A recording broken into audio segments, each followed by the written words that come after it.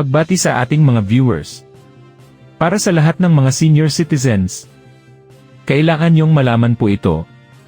Nais ng National Commission of Senior Citizens o NCSC na ipaalam sa publiko na si Atorin Franklin M. Quijano ay itinuturing na nagbitiw na bilang chairperson at chief executive officer ng NCSC, kasunod ng kanyang paghahain ng Certificate of Candidacy for Mayor of Iligan City noong Oktubre 8, 2024.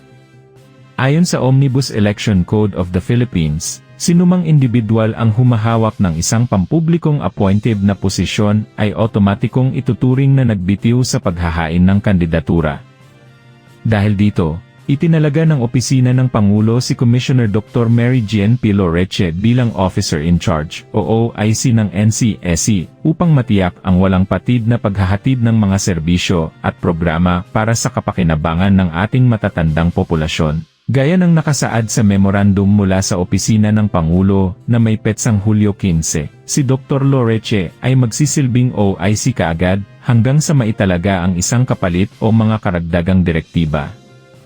Ang NCSC ay nakatuon sa pagtiyak na ang mga operasyon nito ay magpapatuloy ng maayos at ang aming dedikasyon sa pagbibigay ng mahusay na pangangalaga, mga serbisyo, at suporta para sa mga senior citizen ay nananatiling matatag. Salamat po.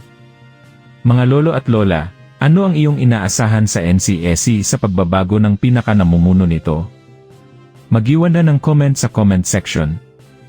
Muli, ito ang Senior Balita naghahatid sa inyo ng makabuluhang balita at totoong impormasyon.